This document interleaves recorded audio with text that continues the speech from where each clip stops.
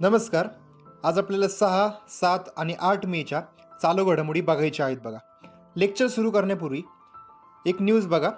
सकाळ पेपरमधून घेतलेली आहे. कोरोनावरील पहिली लस बनवण्याचा दावा करण्यात आलेला आहे आणि जगाचे लक्ष आता इस्रायलकडे आहे असं सांगितलेलं आहे. म्हणजे इस्रायलने कोरोनाची लस बनवली असं या न्यूजमध्ये सांगितलेलं आहे. आता बघा, ही न्यूज तोपर्यंत महत्त्वाची नाही आहे जोपर्यंत ही लस प्रत्यक्षात काम करत नाही आहे बघा. सेम असंच पॉईंट आपण मागच्या लेक्चरमध्ये पण पाहिलं होतं. ऑक्सफर्ड युनिव्हर्सिटीने पण लस बनवली होती, पण त्याची चाचण्या सुरू केल्या होत्या फक्त. म्हणजे डायरेक्ट ती लस उपयोगात आणली होती का तर नाही. त्यामुळे ती सुद्धा न्यूज अजून महत्त्वाची नाही आहे. त्याचबरोबर आपण लोकसत्ताची जर अजून एक न्यूज बघितली तर या न्यूजमध्ये पण बघा काय सांगितले. लस तयार करण्यात इटलीतील संशोधकांना यश. म्हणजे इस्रायल, मागशी पॉईंट काय सांगितलं आपण, इस्रायल आणि या ठिकाणी इटली. म्हणजे इस्रायल पण सांगते की आम्ही लस तयार केली आणि इटलीसुद्धा सांगते की आम्ही लस तयार केली. पण जोपर्यंत या लसीद्वारे रुग्ण जोपर्यंत पूर्णपणे बरा होत नाही तोपर्यंत या न्यूजला काही एक महत्त्व नाही आहे बघा. ज्यावेळेस त्या ठिकाणी रुग्ण पूर्णपणे बरा होईल त्याच वेळेस त्याच्यावरती आपल्याला प्रश्न विचारले जातील. तोपर्यंत आपल्याला याच्यावरती प्रश्न विचारले जाणार नाही आहेत बघा. यानंतर आजचा पहिला प्रश्न बघूयात. निगाह कार्यक्रम कोणत्या राज्याने सुरू केला आहे? याचं उत्तर आहे हिमाचल प्रदेश. आता हिमाचल प्रदेशने सुरू केलेला कार्यक्रम या कार्यक्रमामध्ये काय सांगितलंय बघा. निगा कार्यक्रमाअंतर्गत बघा, एक उदाहरण घेऊयात आपण. समजा आपण आता हिमाचल प्रदेश राज्यामध्ये राहतोय, आपल्या पूर्ण कुटुंबासोबत राहतोय आणि आपल्या कुटुंबातील एक व्यक्ती हिमाचल प्रदेश म्हणजे राज्याच्या बाहेर राहतोय. तो व्यक्ती ज्यावेळेस आपल्या राज्यात आपल्या घरी परतणार आहे त्यावेळेस त्याला सॅनिटाईज कसं करायचं हे शिकवलं जाणार आहे बघा. पुढचा प्रश्न. केंद्रीय लोकलेखा समितीचे अध्यक्ष म्हणून कोणाची नियुक्ती करण्यात आली? याचं उत्तर आहे अधीर रंजन चौधरी. अधीर रंजन चौधरी यांची नियुक्ती करण्यात आलेली आहे बघा. अधीर रंजन चौधरी हे कोणत्या पक्षाचे आहेत तर काँग्रेस या पक्षातले आहेत. मागच्या वर्षी पण तेच अध्यक्ष होते आणि यावर्षी पुन्हा त्यांचीच नियुक्ती करण्यात आलेली आहे. आता केंद्रीय संसदीय समित्यांपैकी जर अभ्यास केला आपण, समित्यांचा जर अभ्यास केला तर त्याच्यामध्ये 3 समित्या स्थायी समित्या आहेत बघा. त्या 3 समित्यांमध्येच पहिली कुठली मोडती? लोकलेखा समिती, दुसरी अंदाज समिती आणि तिसरी सार्वजनिक उपक्रम समिती. या 3 समित्या आहेत बघा. त्यातला आपण पॉईंट काय बघितला इथं? लोकलेखा समिती. याच्यामध्ये एकूण सदस्य किती असतात तर 22 सदस्य असतात आणि त्या 22 पैकी 15 कुठून येतात? लोकसभेतून आणि 7 कुठून असतात? राज्यसभेतून. बघा काय पॉईंट सांगितलं इथं आपण. केंद्रीय लोकलेखा समितीचे अध्यक्ष म्हणून कोणाची नियुक्ती करण्यात आली? अधीर रंजन चौधरी. आणि कोणत्या पक्षातले आहेत ते? काँग्रेस या पक्षातले आहेत बघा. पुढचा प्रश्न. आंध्र प्रदेशमध्ये 7 मे रोजी कोणत्या वायूची गळती झाली होती? याचं उत्तर आहे स्टायरीन गॅस. बघा, स्टायरीन गॅसची गळती झाली होती, त्यामुळे एक मोठा स्फोट झाला होता. जवळपास 10 पेक्षा जास्त लोकांचा मृत्यू झालाय आणि खूप सारे लोक काय आता हॉस्पिटलमध्ये ॲडमिट सुद्धा केलेले आहेत. आता स्टायरीन गॅस ज्या वायूची गळती झाली ती कुठल्या कंपनीत झाली होती तर त्या कंपनीचं नाव काय आहे? LG polymers. LG पॉलिमर्स या कंपनीमध्ये त्याचा स्फोट झाला होता बघा आणि त्यामुळे ही घटना घडली होती. आता LG पॉलिमर्स या कंपनीमध्ये काय तयार केलं जातं किंवा स्टायरीन गॅसचा उपयोग काय असतो तर वेगवेगळ्या प्रकारचे प्लास्टिक तयार करण्यासाठी स्टायरीन गॅसचा उपयोग होतो बघा.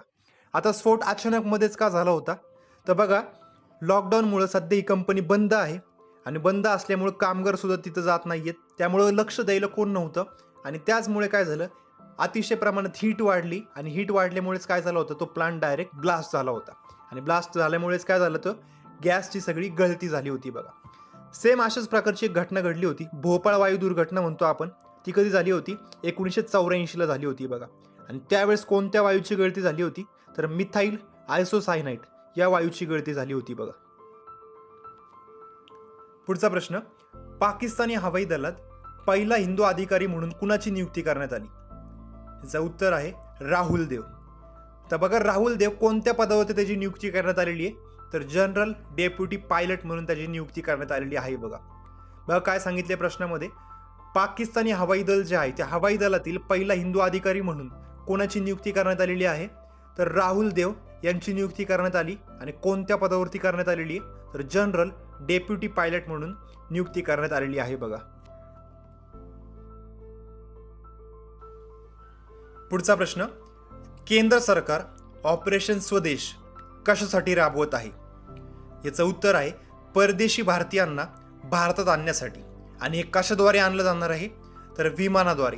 बघा इथे हेडलाईनमध्ये काय सांगितले, 1,19,000 परदेशी भारतीयांना विमानाद्वारे परत आणणार आहे.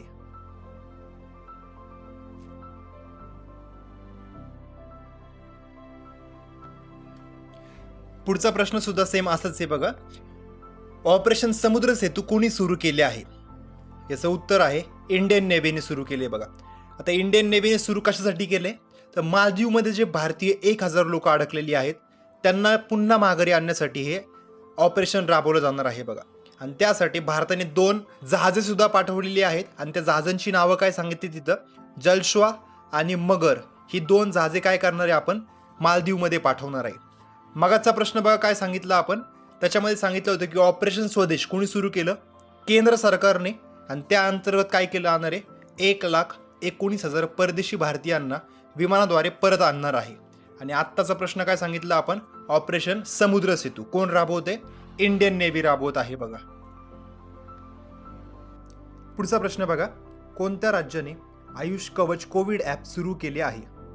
याचं उत्तर आहे उत्तर प्रदेश. बघा उत्तर प्रदेशने हे ॲप्लिकेशन सुरू केले.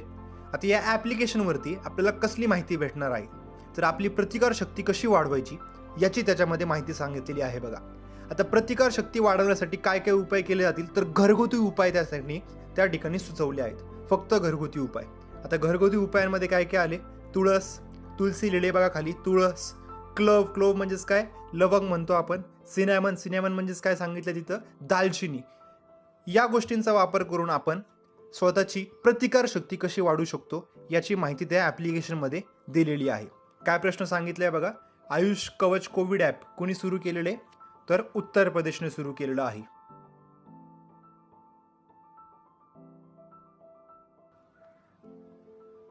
पुढचा प्रश्न बघा, फोटो पत्रकारितेसाठी 2020चा पुलित्झर पुरस्कार किती भारतीयांना भेटला आहे?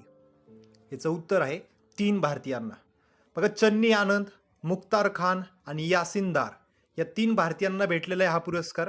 आता हे 3 भारतीयांना भेटलाय, हे कोणत्या राज्याचे आहेत किंवा केंद्रशासित प्रदेशाचे आहेत, तर हे तिघही जम्मू काश्मीरचे आहेत. बघा आणि जम्मू काश्मीरमध्ये त्यांनी पत्रकारिता करताना त्यांनी एक उत्कृष्ट फोटो काढले होते आणि त्यासाठीच त्यांना हा पुरस्कार भेटलेला आहे. बघा पुढचा प्रश्न बघा, भारतातील कोणत्या राज्यामध्ये कोविड-19 टेस्ट बस सुरू करण्यात आली आहे? याचं उत्तर आहे महाराष्ट्र. तर कोविड-19 टेस्ट बस असं का म्हटलं याला, कारण की या बसमध्ये एक छोटीशी लॅब तयार केलेली आहे आणि त्या लॅबमध्ये कोविड-19 म्हणजे कोरोनाचे टेस्ट घेतले जाणार आहेत आणि त्याच ठिकाणी डायरेक्ट रिपोर्ट सुद्धा भेटणार आहेत. बघा त्यामुळे याला काय म्हटलेले आपण, कोविड-19 टेस्ट बस असं म्हटले. आणि अजून एक महत्त्वाचा पॉईंट, भारतातली ही पहिली अशी प्रकारची बस ठरलेली आहे. बघा त्यामुळे प्रश्न विचारला जाऊ शकतो.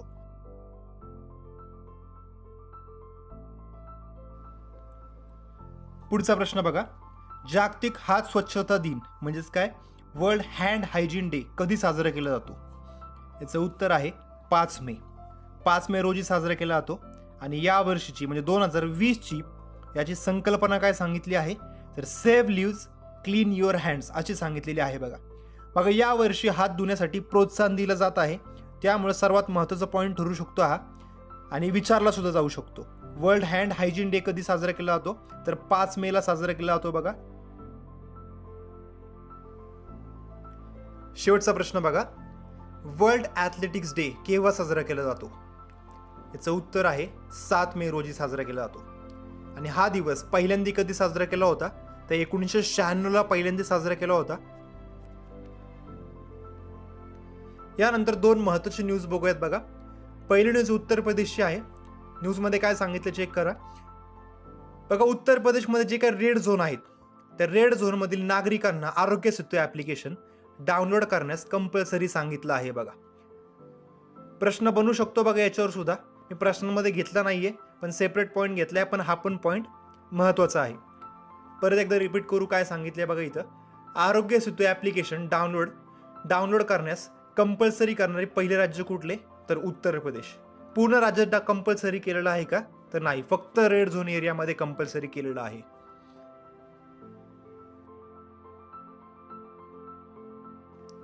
यानंतर आजची सर्वात शेवटची न्यूज बघूयात. बघा ही न्यूज जर बघितली, न्यूज तशी जुनीच आहे आणि त्यालाच मी आत्ता म्हणजे करंटचा पार्ट जर बघितला आपण, तर जुना पार्ट आणि आत्ताचा पार्ट हे दोन्ही एकत्र करून या ठिकाणी हा पॉईंट तयार केला आहे. बघा बघा काय सांगितलं याच्यामध्ये. नमामि गंगे कार्यक्रम कधी सुरू करण्यात आला होता, तर 2014ला सुरू केला होता. आणि टार्गेट काय होतं याचं, तर गंगा नदी जी काय आहे ती पूर्ण स्वच्छ करायची, हे त्याचा मूळ उद्देश होता. बघा आणि त्यासाठी खर्च किती सांगितला होता, तर 20,000 कोटी इतका खर्च करणार होतं भारत सरकार. आणि कधीपर्यंत करणार होतो, 2022 पर्यंत करणार होते. बघा काय काय पॉईंट सांगितले बघा. नमामि गंगे कार्यक्रम कधी सुरू करण्यात आला, 2014ला. उद्देश काय होता, संपूर्ण गंगा नदी स्वच्छ करणे, प्रदूषणमुक्त करणे. खर्च किती सांगितला, तर 20,000 कोटी रुपये खर्च सांगितला होता. आणि टार्गेट कधीपर्यंत होतं, हे 2022 सालापर्यंत होतं. यानंतर गव्हर्नमेंटने आत्ताच एक व्हिडिओ जारी केलेला आहे. बघा तो व्हिडिओ एकदा बघा आणि याच्या पुढे आपण सविस्तर परत याची चर्चा करूयात.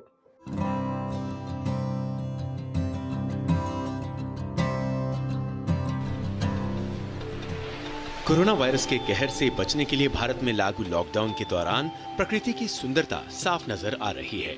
इन दिनों हरिद्वार में गंगा नदी का पानी एकदम साफ हो गया है. इतना साफ कि नदी के नीचे जमीन की सतह साफ नजर आ रही है.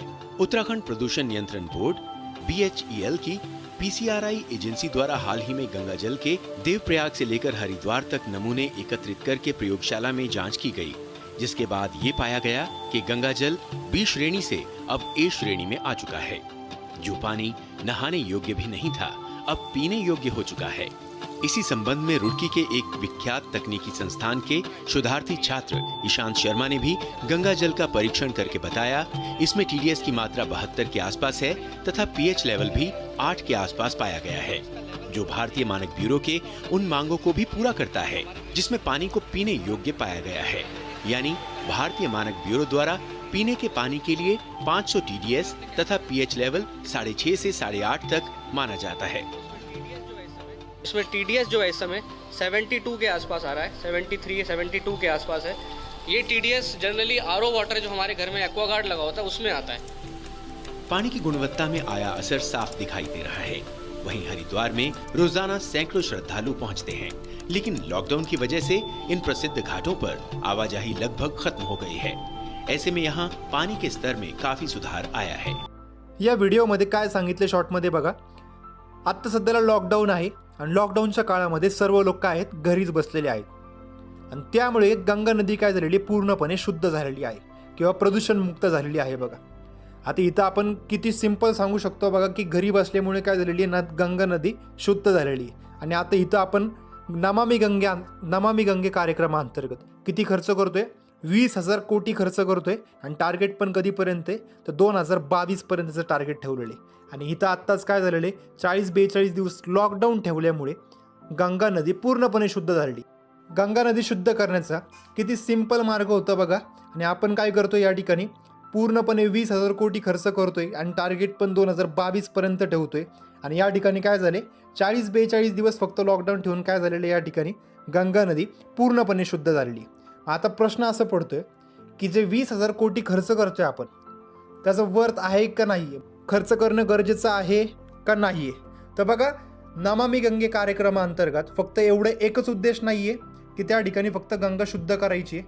त्याच्या व्यतिरिक्त जर बघितलं आपण, नदीमध्ये ज्या ठिकाणी उतरतो आपण त्याला घाट असं म्हणतो. बघा तुम्हाला स्क्रीनवर दिसत असेल, त्याला घाट असं म्हणतात. तर नमामि गंगे कार्यक्रमाअंतर्गत असे 23 घाट तयार करायचे होते आणि त्यातले काही घाट आत्ता तयार सुद्धा झालेले आहेत. जसं की उदाहरणार्थ गोला घाट कानपूरमधला, दुसरा सौरसय्या घाट कानपूरमधलाच, सीता घाट बिठूरमधला, हे घाट आत्तापर्यंत तयार झालेले आहेत. बघा या व्यतिरिक्त ट्रॅश क्लीनर या नावाची एक मशीन आहे. बघा त्या मशीनमुळं काय केलं जातं, गंगा नदीच्या वरती जे काय कचरा तरंगत असतो तो कचऱ्याची सफाई करण्यासाठी ही मशीनसुद्धा आणलेली आहे. म्हणजे हा सुद्धा खर्च वर्थच आहे. म्हणजे असं पण नाही म्हणू शकत आपण की 20,000 कोटी जो खर्च केला तो पूर्णपणे फेल झाला, असं पण नाही म्हणता येणार.